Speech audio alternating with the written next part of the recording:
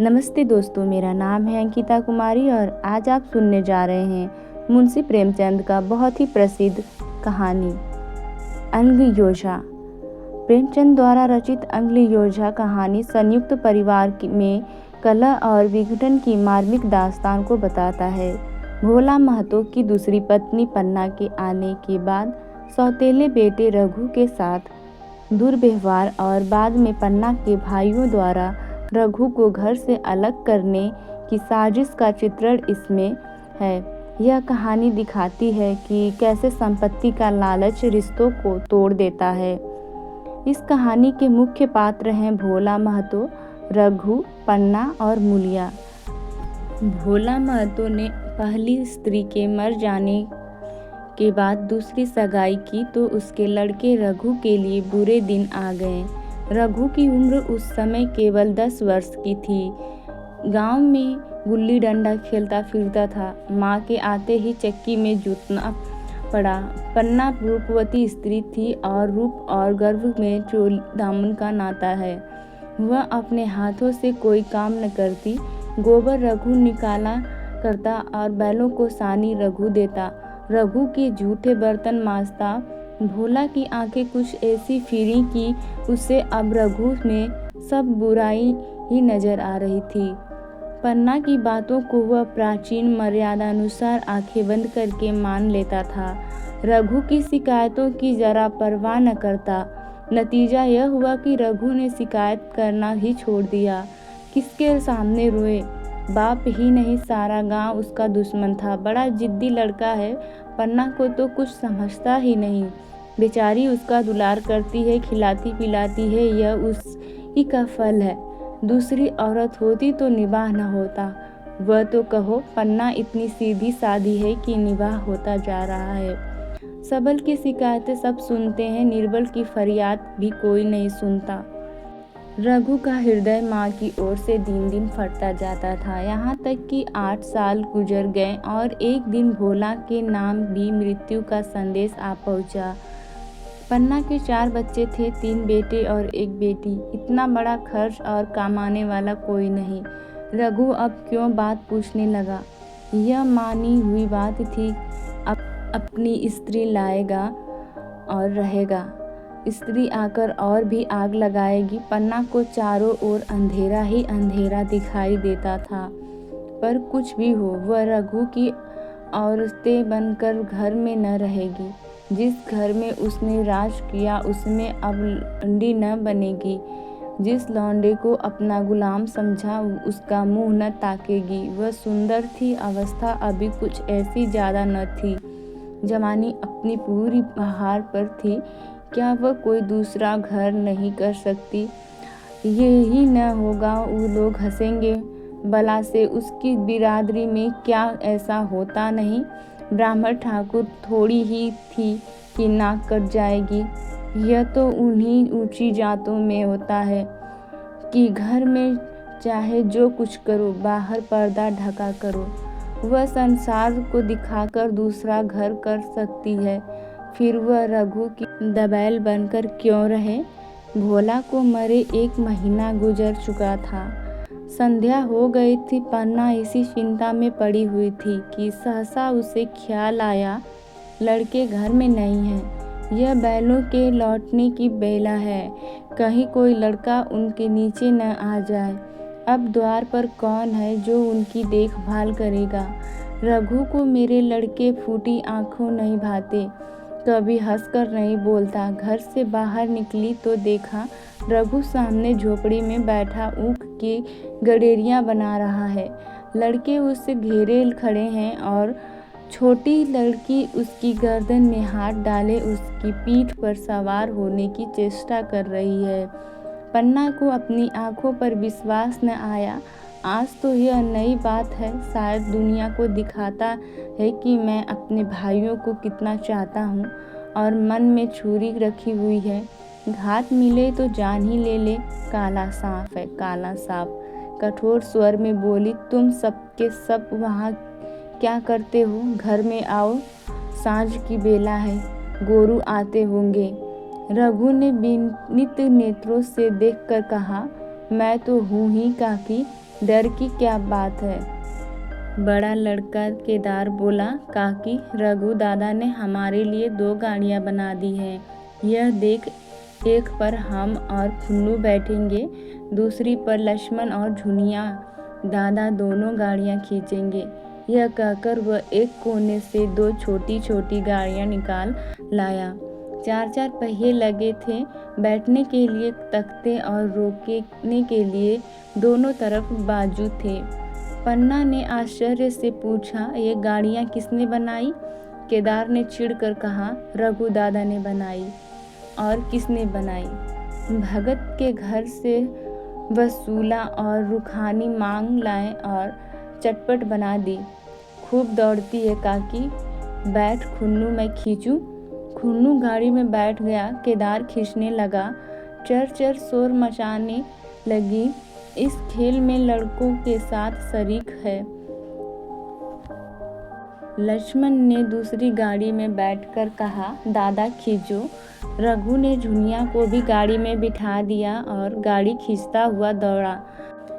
तीनों लड़के तालियां बजाने लगे। पन्ना चकित नेत्रों से यह दृश्य देख रही थी और सोच रही थी कि यह वही रघु है या कोई और।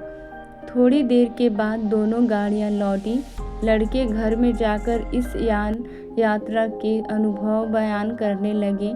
कितने खुश थे सब, मानो हवाई जहाज पर बैठ आए हो। खुन्नू ने कहा, काकी, सब पेड़ दौड़ रहे थे। लक्ष्मण और बशिया कैसे भागी, सबकी सब दौड़ी। केदार, काकी, रघु दादा दोनों गाड़ियां एक साथ खींच ले जाते हैं। झुनिया सबसे छोटी थी। उसकी व्यंजना शक्ति उछल कूद और नेत्रों तक परिमित थी। तालियां बजा बजाकर नाच रही थी। खुन्नू, अब हमारे घर गाय भी आ जाएगी काकी। रघु दादा ने गिरधारी से कहा है कि हमें एक गाय ला दो। गिरधारी बोला, कल लाऊंगा। केदार, 3 सेर दूध देती है काकी, खूब दूध पिएंगे। इतने में रघु भी अंदर आ गया। पन्ना ने अवहेलना की दृष्टि से देखकर पूछा, क्यों रघु, तुमने गिरधारी से कोई गाय मांगी है? रघु ने क्षमा प्रार्थना के भाव से कहा, हाँ मांगी तो है, कल लावेगा। पन्ना, रुपए किसके घर से लाएंगे यह भी सोचा है?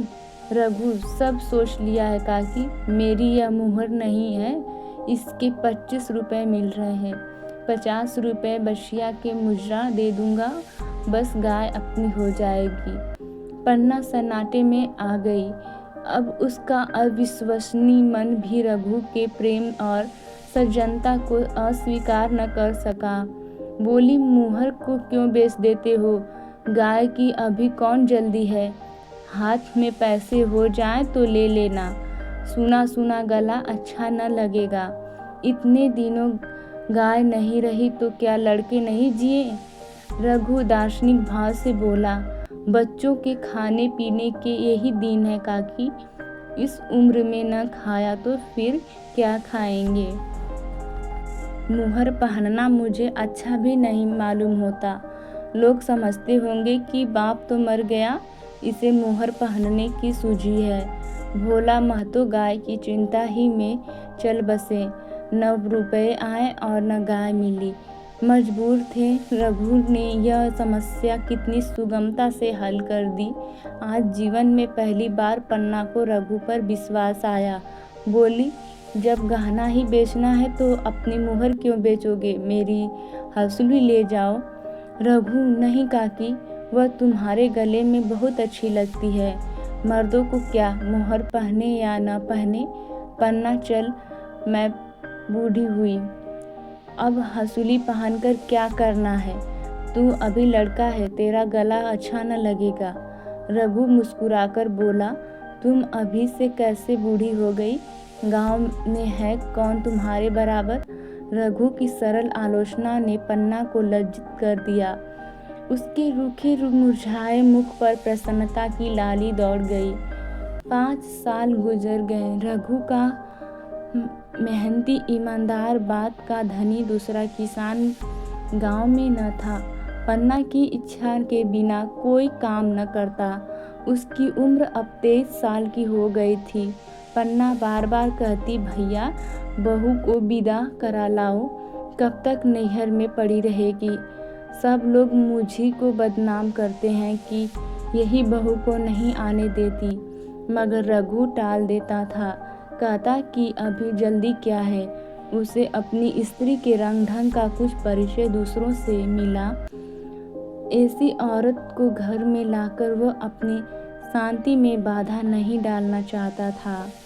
आखिर एक दिन पन्ना ने जिद करके कहा, तो तुम न लाओगे। कह दिया कि अभी कोई जल्दी नहीं। तुम्हारे लिए जल्दी न होगी, मेरे लिए तो जल्दी है। मैं आज आदमी भेजती हूँ। पछताओगी काकी, उसका मिजाज अच्छा नहीं है। तुम्हारी बला से जब मैं उससे बोलूँगी ही नहीं तो वह क्या हवा से लड़ेगी। रोटियां तो बना लेगी, मुझसे भीतर बाहर का सारा काम नहीं होता। मैं आज बुला ही लेती हूँ। बुलाना चाहती हो बुलाओ, मगर फिर ये न कहना कि मैं ये मेहरिया को ठीक नहीं करता, उसका गुलाम हो गया। न कहूँगी जाकर 2 साड़ियाँ और मिठाई ले आ। तीसरे दिन मूलिया मायके से आ गई। दरवाजे पर नगाड़े बजे, शहनाइयों की मधुर ध्वनि आकाश में गूंजने लगी। मुंह दिखावे की रस्म अदा हुई। वह इस मरुभूमि में निर्मल जलधारा थी। गेहुआ रंग था, बड़ी बड़ी नोकीली पलकों पर हल्की सुर्खी, आंखों में प्रबल आकर्षण। रघु उसे देखते ही मंत्रमुग्ध हो गया। प्रातः काल पानी का घड़ा लेकर चलती, तब उसका गेहुआ रंग प्रभात की सुनहरी किरणों से कुंदन हो जाता, मानो उषा अपनी सारी सुगंध, सारा विकास और उन्माद लिए मुस्कुराती चली जाती हो। मूलिया मायके से ही जली भुनी आई थी। मेरा शौहर छाती फाड़कर काम करे और पन्ना रानी बैठी रहे, उसके लड़के रईसजादे बने घूमे। मूलिया से यह बर्दाश्त न होगा। वह किसी की गुलामी न करेगी। अपने लड़के तो अपने ही होते हैं, भाई किसके होते हैं। जब तक पर नहीं निकलते हैं, रघु को घेरे हुए हैं। जो ही जरा सयाने हुए, पर झाड़कर निकल जाएंगे, बात भी न पूछेंगे। एक दिन उसने रघु से कहा, तुम्हें इस तरह गुलामी करनी हो तो करो, मुझसे न होगी। रघु, तो फिर क्या तू ही बता। लड़के तो अभी घर का काम करने लायक भी नहीं हैं। मूलिया लड़के रावत के हैं, कुछ तुम्हारे नहीं हैं। यही पन्ना है जो तुम्हें दाने दाने को तरसाती थी।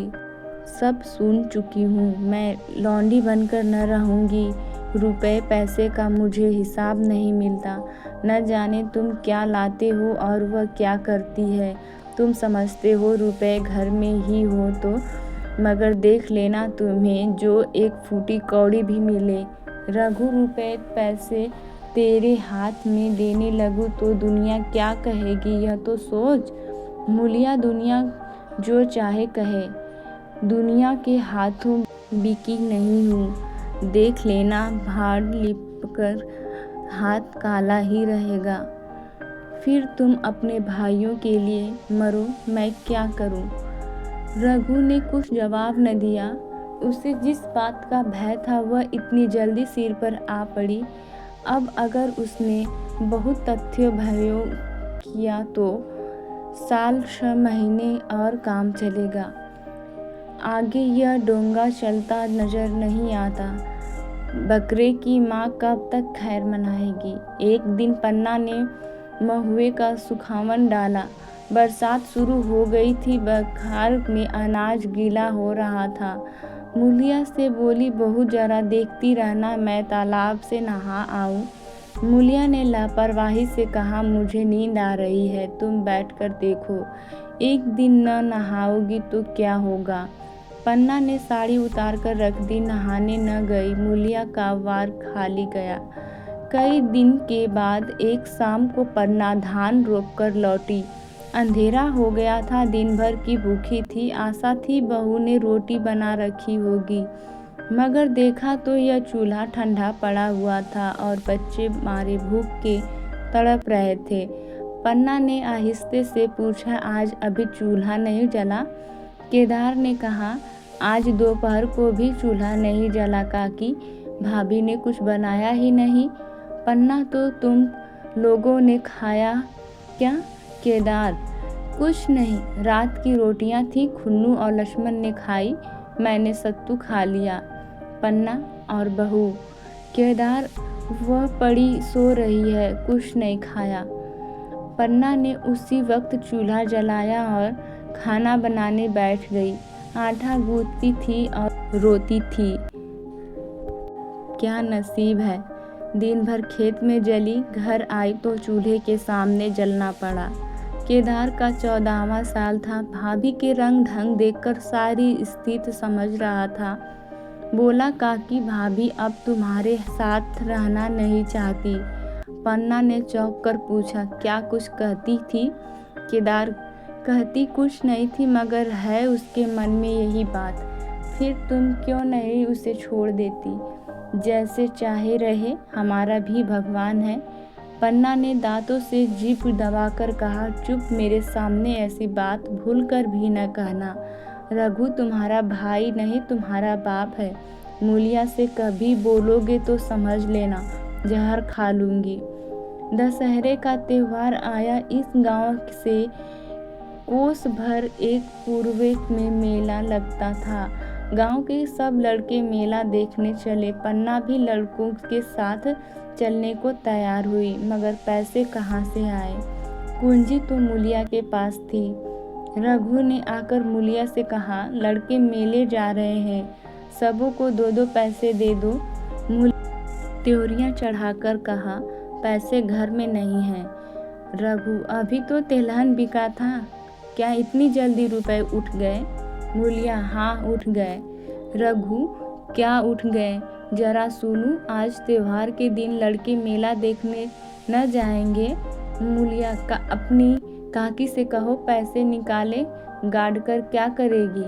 खूंटी पर कुंजी लटक रही थी।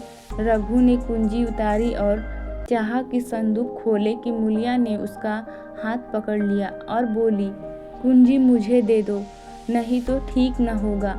खाने पहनने को भी चाहिए, कागज किताब को भी चाहिए, उस पर मेला देखने को भी चाहिए। हमारी कमाई इसीलिए नहीं है कि दूसरे खाएं और मूंछों पर ताव दें। पन्ना ने रघु से कहा, भैया पैसे क्या होंगे, लड़के मेला देखने न जाएंगे। रघु ने चिढ़कर कहा, मेला देखने क्यों न जाएंगे, सारा गांव जा रहा है, हमारे ही लड़के न जाएंगे? यह कहकर रघु ने अपना हाथ छुड़ा लिया और पैसे निकालकर लड़कों को दे दिए। मगर कुंजी जब मूलिया को देने लगा तब उसने उसे आंगन में फेंक दिया और मुंह लपेट कर लेट गई। लड़के मेला देखने न गए। इसके बाद 2 दिन गुजर किए।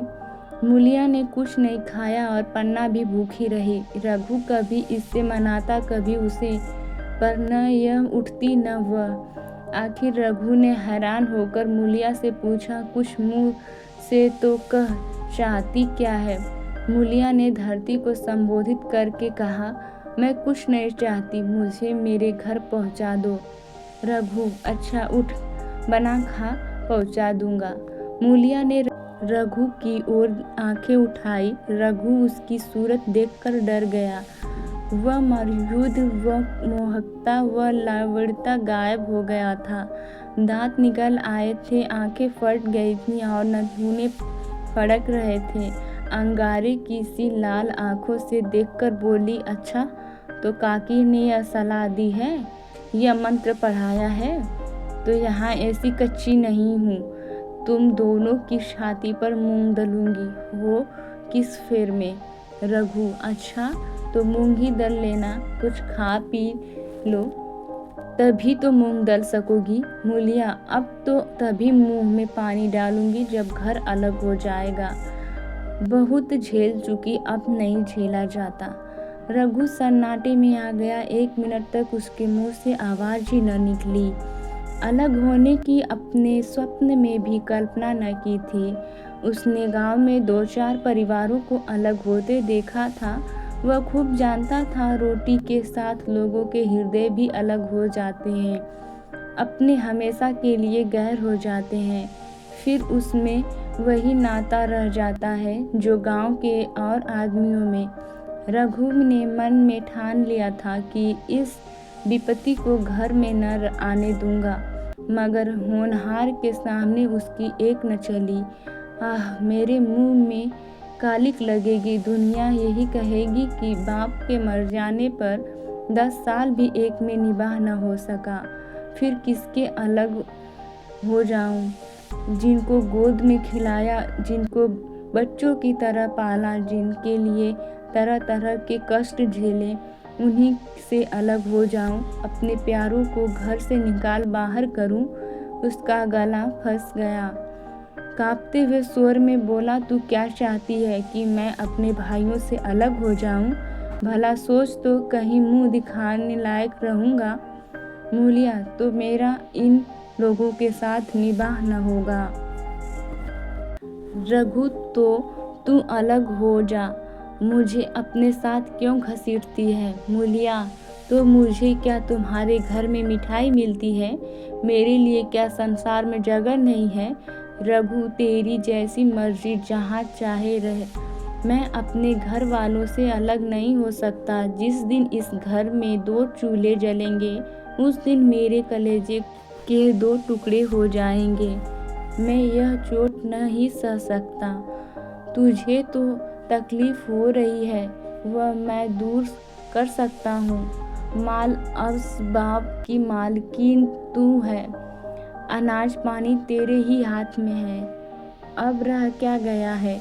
अगर कुछ काम धंधा करना नहीं चाहती, मत कर। भगवान ने मुझे समाई दी होती तो मैं तुझे तिनका तक उठाने न देता। ऐसे यह सुकुमार हाथ पांव मेहनत मजदूरी करने के लिए बनाए ही नहीं गए हैं, मगर क्या करूं, अपना कुछ बस ही नहीं है।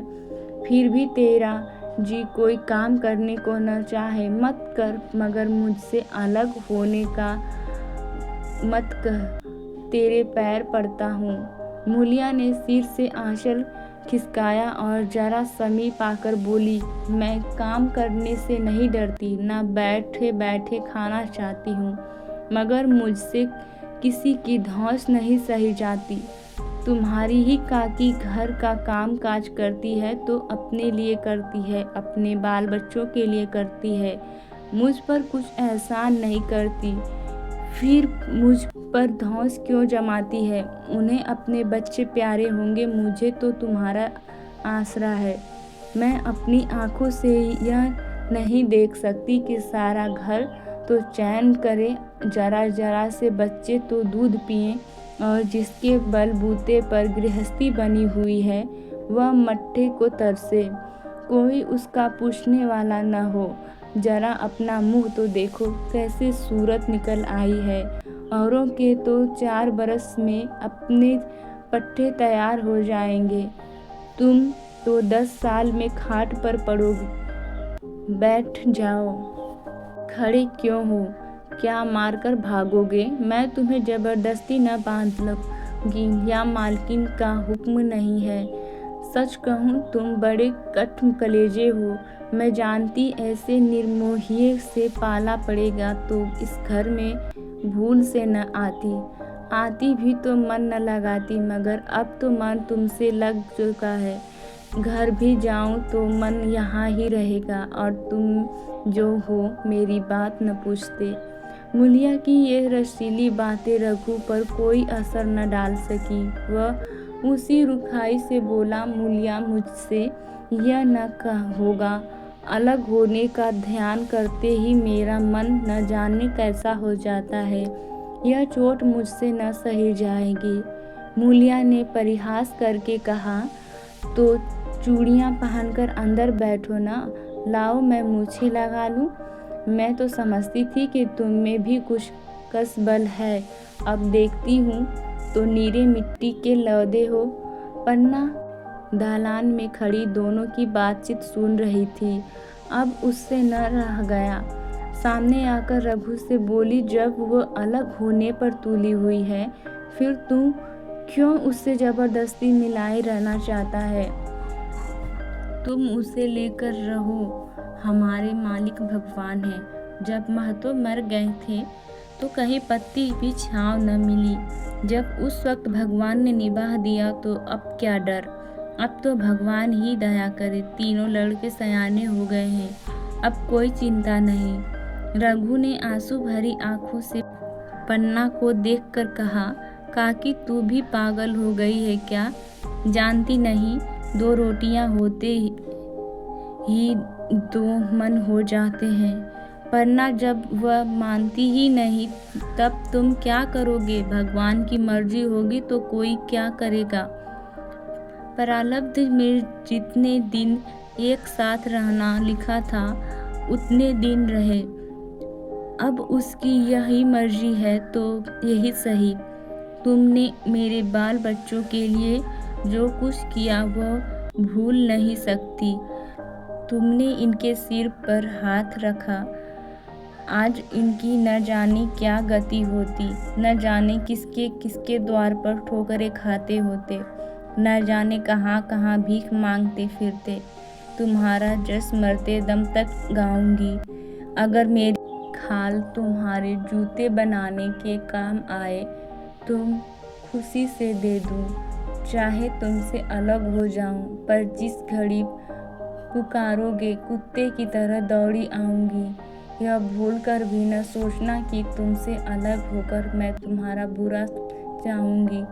जिस दिन तुम्हारा अनबन मेरे मन में आएगा उसी दिन विष खाकर मर जाऊंगी। भगवान करे तुम दूधो नहाओ पूतो फलो, मरते दम तक यही आशीष मेरे रोए रोए से निकलती रहेगी। और अगर लड़के भी अपने बाप के हैं तो मरते दम तक तुम्हारा पोस मानेंगे। यह कहकर पन्ना रोती हुई वहाँ से चली गई। रघु वही मूर्ति की तरह बैठा रहा, आसमान की ओर टकटकी लगाए देखता रहा। आँखों से आंसू बह रहे थे। पन्ना की बातें सुनकर मूलिया समझ गई कि अपने पाँव बाहर हैं। चटपटी उठी और घर में झाड़ू लगाई, चूल्हा जलाया और कुएं से पानी लाने चली। उसकी टेक पूरी हो गई थी। गांव में स्त्रियों के 2 दल होते हैं, एक बहुओं का, दूसरा सासों का। बहुएं सलाह और सहानुभूति के लिए अपने दल में जाती हैं, सासें अपने में। दोनों की पंचायतें अलग होती हैं। मूलिया की कुएं पर 2-3 बहुएं मिल गईं। एक से पूछा, आज तो तुम्हारी बुढ़िया बहुत रोध हो रही थी। मूलिया ने विजयी के गर्व से कहा, इतने दिनों से घर की मालकिन बनी हुई है, राजपाट छोड़ते किसका अच्छा लगता है। बहन, मैं उनका बुरा नहीं चाहती, लेकिन एक आदमी की कमाई में कहाँ तक बरकत होगी। मेरे भी तो यही खाने पीने पहनने ओढ़ने के दिन हैं। अभी उनके पीछे मरो, फिर बाल बच्चे हो जाएं, उनके पीछे मरो, सारी जिंदगी रोते ही कट जाए। एक बहू बुढ़िया यही चाहती है कि यह सब जन्म भर लौंडी बनी रहे, मोटा झोटा खाए और पड़ी रहे। दूसरी बहू, किस भरोसे पर कोई मरे। अपने लड़के तो बात नहीं पूछे, पराए लड़कों का क्या भरोसा। कल इनके हाथ पैर हो जाएंगे, फिर कौन पूछता है। अपनी अपनी मेहरियों का मुंह देखेंगे। पहले से ही फटकार देना अच्छा है, फिर तो कोई कलंक न होगा। मूलिया पानी लेकर गई, खाना बनाया और रघु से बोली, जाओ नहा आओ, रोटी तैयार है। रघु ने मानो सुना ही नहीं, सिर पर हाथ रखकर द्वार की तरफ ताकता रहा। मूलिया कहती हूँ, कुछ सुनाई नहीं देता। रोटी तैयार है, जाओ नहा आओ। रघु सुन तो रहा हूँ, क्या बहरा हूँ। रोटी तैयार है तो जाकर खा ले, मुझे भूख नहीं। मूलिया ने फिर नहीं कहा। जाकर चूल्हा बुझा दिया, रोटियां उठाकर शीके पर रख दी और मुंह ढककर लेट रही। जरा देर में पन्ना आकर बोली, खाना तैयार है, नहा धोकर खा लो बहू, भूखी होगी। रघु ने झल्लाकर कहा, काकी तू घर में रहने देगी कि मुंह में काली लगाकर कहीं निकल जाऊं? खाना तो खाना ही है, आज न खाऊंगा कल खाऊंगा, लेकिन अभी मुझसे न खाया जाएगा। केदार क्या अभी मदरसे से नहीं आया? पन्ना, अभी तो नहीं आया, आता ही होगा। पन्ना समझ गई कि जब तक वह खाना बनाकर लड़कों को न खिलाएगी और खुद न खाएगी, रघु न खाएगा। इतने ही नहीं, उसे रघु से लड़ाई करनी पड़ेगी, उसे जली कटी सुनानी पड़ेगी। उसे यह दिखाना पड़ेगा कि मैं ही उससे अलग होना चाहती हूँ, नहीं तो वह इसी चिंता में घुल घुल कर प्राण दे देगा। यह सोचकर उसने अलग चूल्हा जलाया और खाना बनाने लगी। इतने में केदार और खुन्नू मदरसे से आ गए। पन्ना ने कहा, आओ बेटा खा लो, रोटी तैयार है। केदार ने पूछा, भैया को भी बुला लो ना। पन्ना, तुम आकर खा लो, उसकी रोटी बहू ने अलग बनाई है। खुन्नू जाकर भाइयों से पूछ न। पन्ना, जब उसका मन चाहेगा खाएगा, तू बैठकर खा, तुझे इन बातों से क्या मतलब? जिसका जी चाहेगा, जिसका जी न चाहेगा न खाएगा। जब वह और उसकी बीवी अलग रहने पर तुले हैं तो कौन मनाए? केदार तो क्यों अम्मा जी, क्या हम अलग घर में रहेंगे? पन्ना, उनका जी चाहे एक घर में रहे, जी चाहे आंगन में दीवार डालें। खुन्नू ने दरवाजे पर आकर झांका, सामने फूस की झोपड़ी थी। वहीं खाट पर पड़ा रघु नारियल पी रहा था। खुन्नू भैया तो अभी नारियल लिए बैठे हैं। पन्ना, जब जी चाहेगा खाएंगे। केदार भैया ने भाभी को डांटा नहीं। मूलिया अपनी कोठरी में पड़ी सुन रही थी, बाहर आकर बोली, भैया ने तो नहीं डांटा, अब तुम आकर डांटो। केदार के चेहरे का रंग उड़ गया, फिर जबान न खोली। तीनों लड़के ने खाना खाया और बाहर निकले। लू चलने लगी थी। आम के बाग में गांव के लड़के लड़कियां हवा से गिरे आम चुन रहे थे। केदार ने कहा, आज हम भी आम चुनने चले, खूब आम गिर रहे हैं। खुन्नू दादा जो बैठे हैं। लक्ष्मण, मैं न जाऊंगा, दादा गुड़केंगे। केदार, वह तो अब अलग हो गए। लक्ष्मण, तो अब हमको कोई मारेगा तब भी दादा न बोलेंगे। केदार, वाह, तब क्यों न बोलेंगे? रघु ने तीनों लड़कों को दरवाजे पर खड़े देखा पर कुछ बोला नहीं। पहले तो वह घर के बाहर निकलते ही उन्हें डांटता फैंटता था, पर आज वह मूर्ति के सामने निश्चल बैठा रहा। अब लड़कों को कुछ साहस हुआ, कुछ दूर और आगे बढ़े। रघु अब भी न बोला। कैसे बोले वह सोच रहा था। काकी ने लड़कों को खिला पिला दिया, मुझसे पूछा तक नहीं। क्या उसकी आंखों पर भी पर्दा पड़ गया है? अगर मैंने लड़कों को पुकारा और वह न आए तो मैं उनको मार पीट तो न सकूंगा। लू में सब मारे मारे फिरेंगे, कहीं बीमार न पड़ जाए। उसका दिल मसमोर कर रह जाता था, लेकिन वह मुंह से कुछ कह न सकता था। लड़कों ने देखा कि यह बिल्कुल नहीं बोलते तो निर्भय होकर चल पड़े। सहसा मूलिया ने आकर कहा, अब तो उठोगे कि अब भी नहीं? जिनके नाम पर फाका कर रहे हो, उन्होंने मजे से लड़कों को खिलाया और आप खाया, अब आराम से सो रही है। मोर पिया बात न पूछे, मोर सुहागिन नाव। एक बार भी तो मुंह से न फूटा कि चलो भैया खा लो। रघु को इस समय मर्मान्त पीड़ा हो रही थी।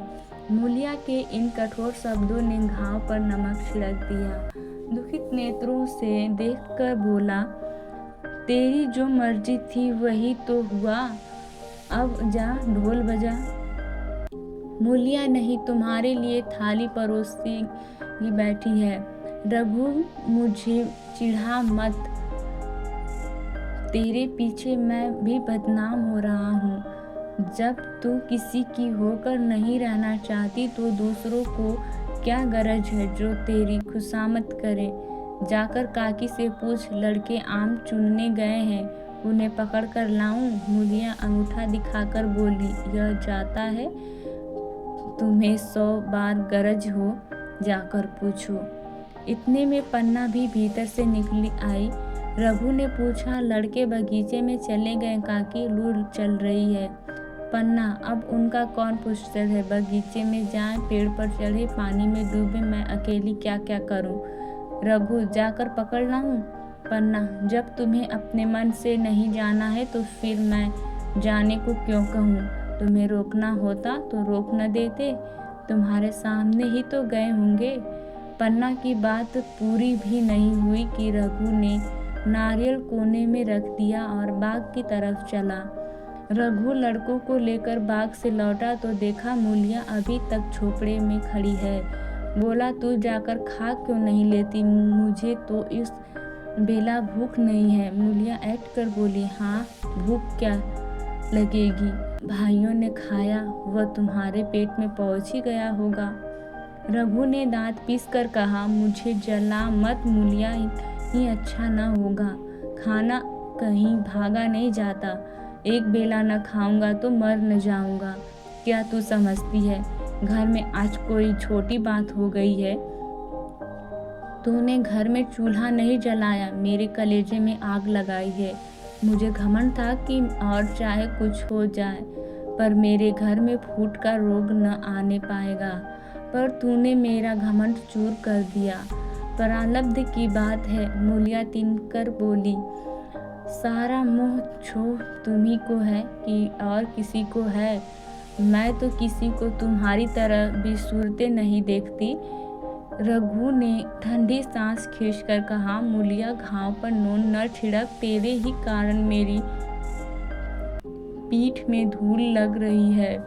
मुझे इस गृहस्थी का मोह न होगा तो किसे होगा? मैंने ही तो इसे मरमर जोड़ा। जिनको गोद में खिलाया वही अब मेरे पट्टीदार होंगे। जिन बच्चों को मैं डांटता था उन्हें आज कड़ी आंखों से भी नहीं देख सकता। मैं उनके भले के लिए भी कोई बात करूं तो दुनिया यही कहेगी कि यह अपने भाइयों को लूटे जा, मुझे छोड़ दे, अभी मुझसे कुछ न खाया पिया जाएगा। मूलिया, मैं कसम रखा दूंगी नहीं, चुपके से चलो। रघु, देख अब भी कुछ नहीं बिगड़ा है, अपना हाथ छोड़ दे। मूलिया, हमारा ही लहू पिए जो खाने न उठे। रघु ने कानों पर हाथ रखकर कहा, यह तूने क्या किया मूलिया? मैं तो उठ ही रहा था, चल खा लूं, नहाने धोने कौन जाए, लेकिन इतना कह देता हूँ कि चाहे 4 की जगह 6 रोटियाँ खा जाऊँ, चाहे तू मुझे घी में मटके में ही डुबो दे, पर यह दाग मेरे दिल से न मिटेगा। मूलिया, दाग साग सब मिट जाएगा, पहले सबको ऐसा ही लगता है, देखते नहीं हो उधर कैसी चैन की बंसी बज रही है। वह तो मना ही रही थी कि किसी तरह यह सब अलग हो जाए। अब वह पहले की सी चांदी तो नहीं है कि जो कुछ घर में आवे सब गायब हो, क्यों हमारे साथ रहने लगी। रघु ने आहत स्वर में कहा, इसी बात का तो मुझे गम है, काकी ने मुझे ऐसी आशा न थी। रघु खाने बैठा तो कौर विष के घुट सा लगता था।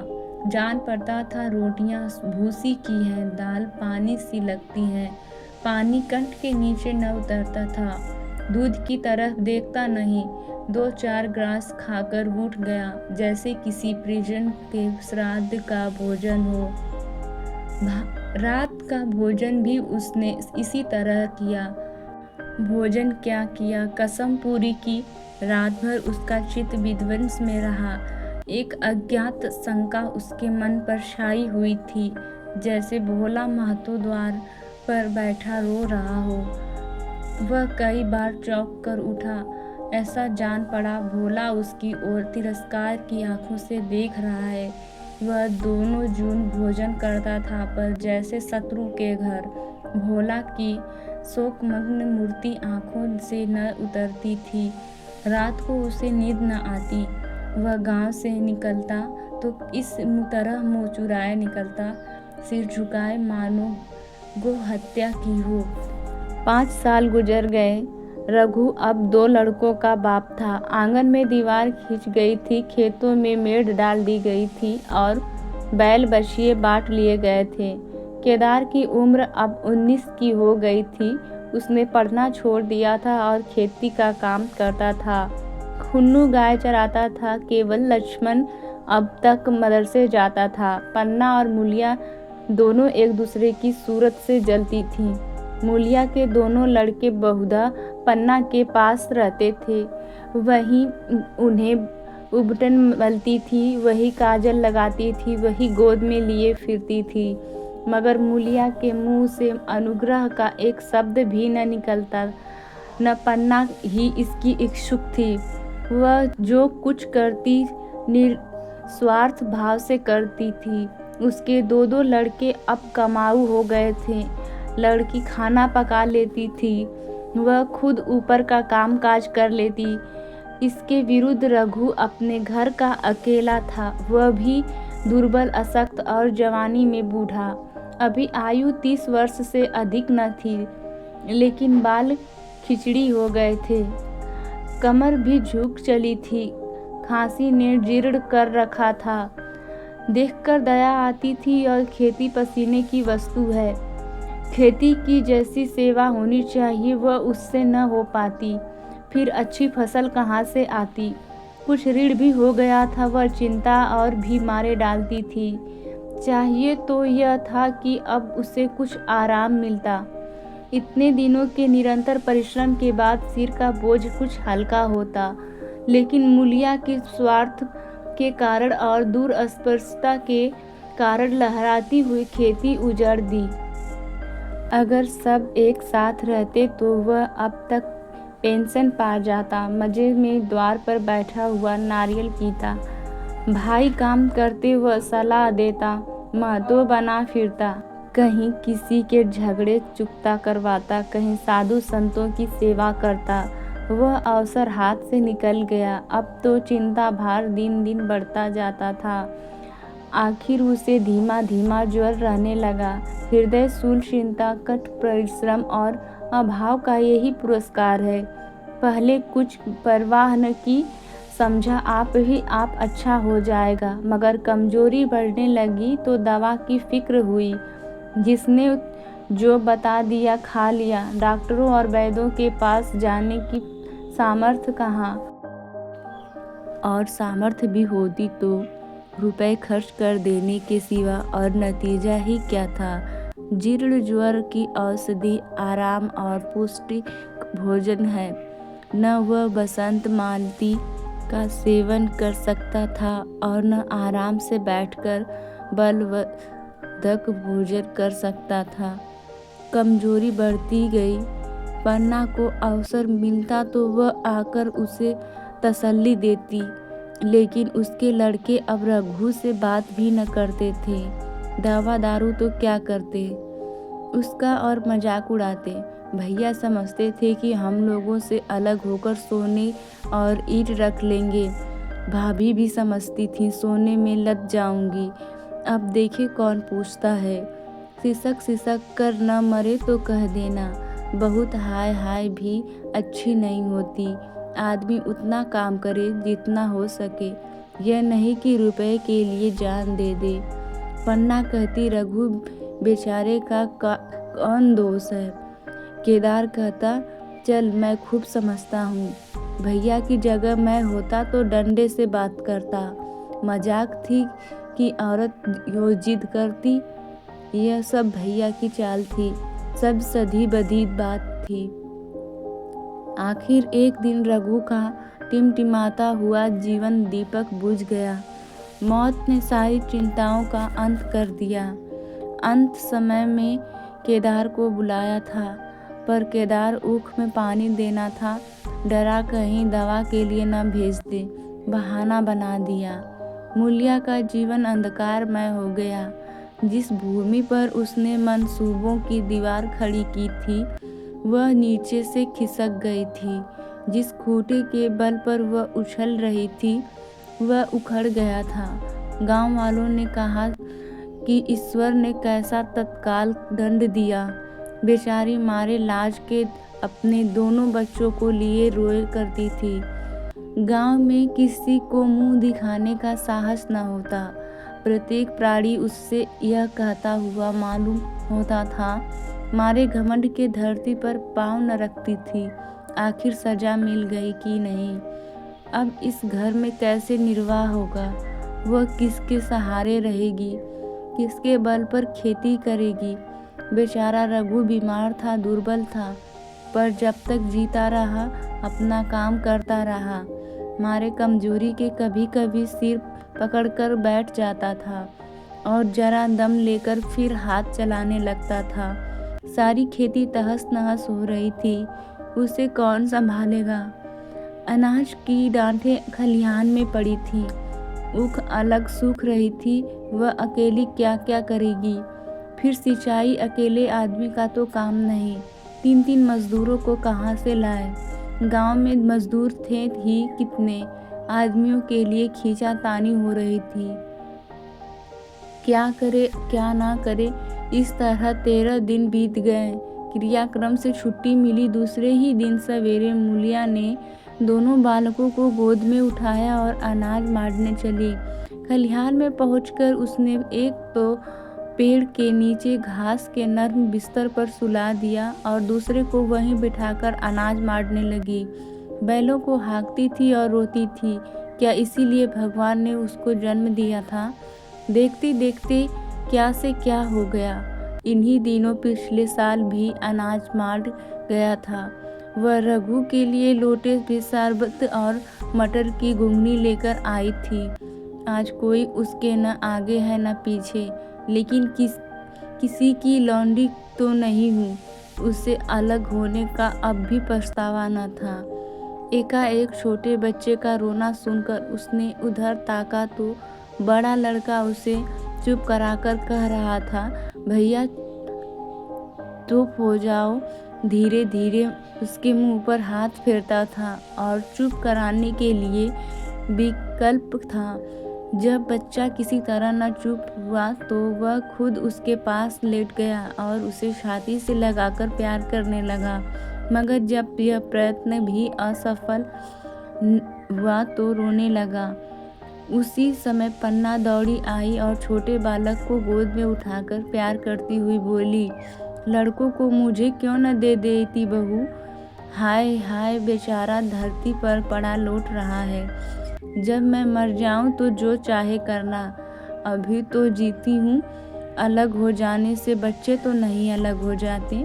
मूलिया ने कहा, तुम्हें भी तो छुट्टी नहीं थी अम्मा, क्या करती। पन्ना, तो तुझे यहाँ आने की ऐसी क्या जल्दी थी, ठाड़ मार न जानती।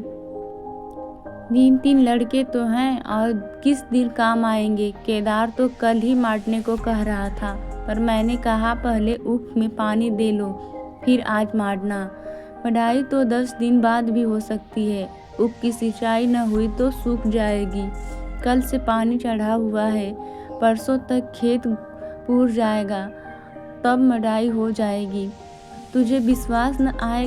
जब से भैया मरे हैं केदार को बड़ी चिंता हो गई है। दिन में 100 बार पूछता है, भाभी बहुत रो रही तो नहीं, देख लड़के भूखे तो नहीं।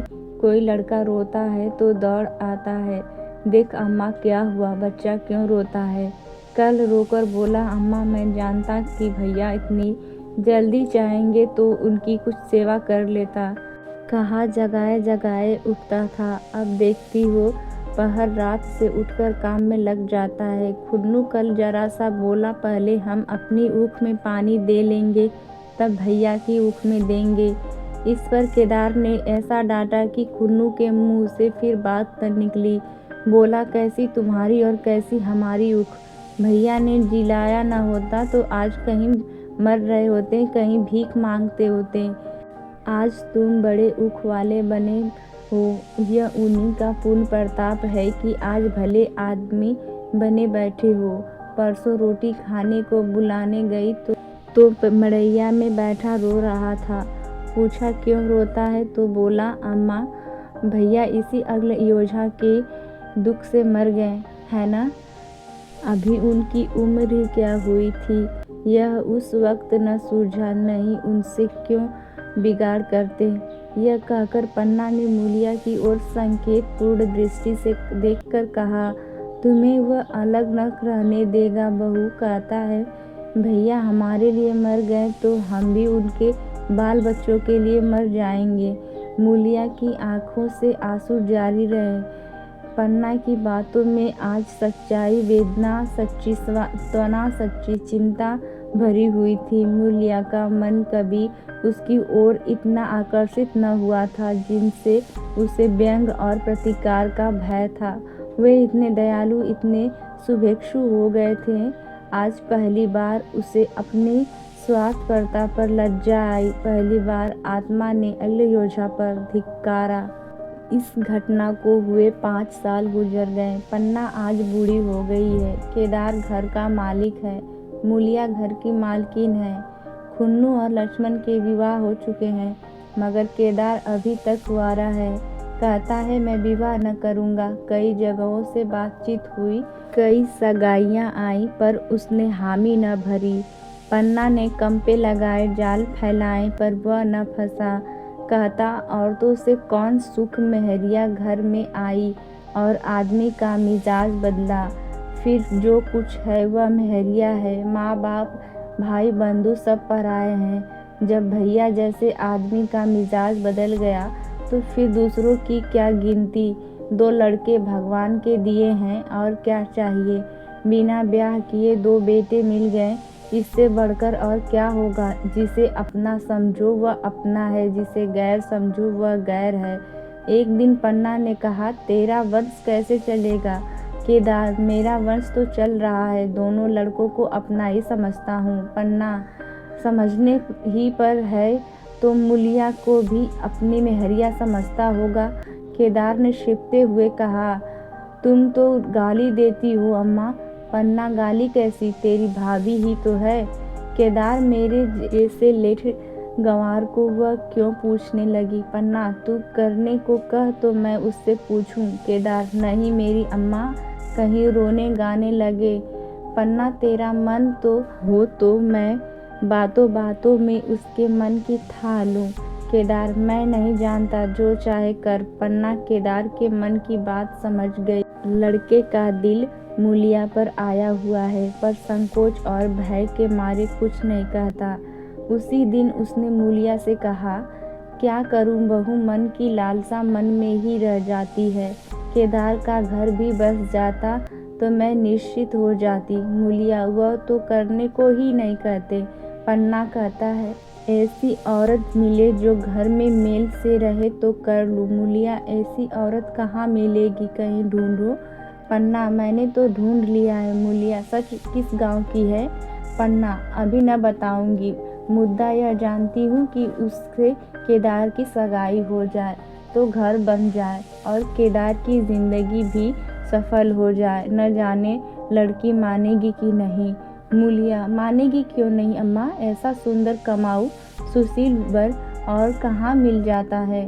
उस जन्म का कोई साधु महात्मा है। नहीं तो लड़ाई झगड़े के डर से कौन बिना ब्याह करता। कहाँ रहती है मैं जाकर उसे मना लाऊंगी। पन्ना तू चाहे तो उसे मना ले तेरे ही ऊपर है। मूलिया मैं आज ही चली जाऊंगी अम्मा। उसके पैरों पकड़कर मना लूंगी। पन्ना बता दूं वह तू ही है। मूलिया लज्जा कर बोली तुम जो अम्मा जी गाली देती हो। पन्ना गाली कैसी देवर ही तो है। मूलिया मुझ जैसी बुढ़िया को वह क्यों पूछेंगे। पन्ना वह तुझी पर दांत लगाए बैठा है। तेरे सिवा कोई और उसे भाती नहीं। डर के मारे कहता नहीं पर उसके मन की बात मैं जानती हूँ। वैधव्य के शौक से मुरझाया हुआ मूलिया का पीत बदन कमल की भांति अरूढ़ हो गया। 10 वर्षों में जो कुछ खोया था वह इसी एक क्षण में मानो ब्याज के साथ मिल गया। वही लावण्य, वही विकास, वही आकर्षण, वही लोच। और फिर उसका केदार के साथ विवाह हो गया। इस कहानी को यहीं पे एंड करते हैं और इस कहानी अगले योजा यानी कि बंटवारे की इस कहानी का यही अंत होता है। Thanks for listening.